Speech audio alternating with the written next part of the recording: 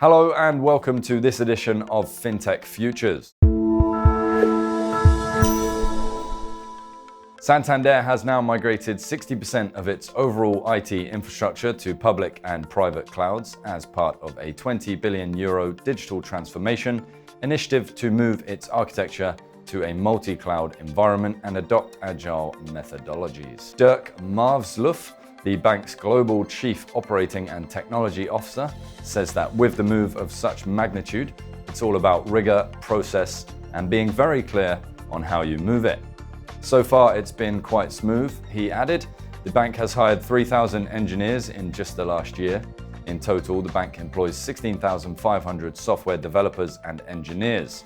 That's 8.6% of its overall employee count. He said those engineers don't want to come to you if you operate a very legacy environment. They wouldn't join to work on technology from 10 years ago.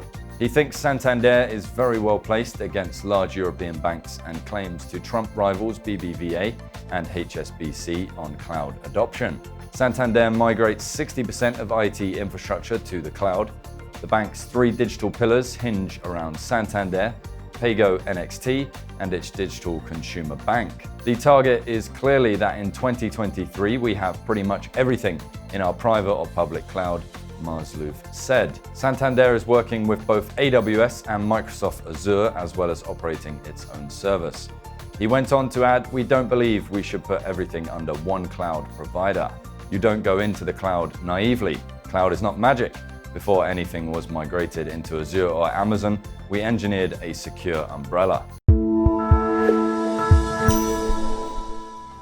The UK's Treasury has launched a central bank digital currency task force with the Bank of England investigating the potential of digital issued currency.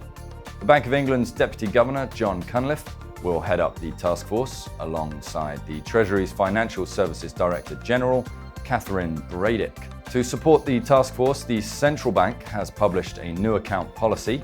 Under the new model, an operator of a payment system can hold funds in the omnibus account. This can then fund participants' balances with central bank money. UK challenger Starling Bank has landed a £50 million investment from GS Growth, Goldman Sachs growth equity arm. The investment is an extension of the bank's £272 million Series D funding round, which is secured in March 2021, alongside a pre-money valuation of £1.1 billion, tipping it into the unicorn status. Goldman's latest investment, which is still subject to regulatory approval, takes Starling's current Series D to £322 million, its largest funding round so far. Goldman isn't the only major US institutions interested in Starling. According to The Times, JP Morgan showed interest in acquiring Starling for its customer base last year. JP Morgan is set to launch its own UK digital bank in the UK later this year to rival Goldman's Marcus acquiring Starling, which now boasts 2 million current account customers and a £6 billion deposit base. This would have made the market entry easier. As of March, Starling's gross lending exceeded £2 billion, and it now claims to hold a 6% share of the UK SME banking market. Its January 2021 revenue came in at £12 million. It therefore estimates an annualized revenue run rate of around £145 million by year end.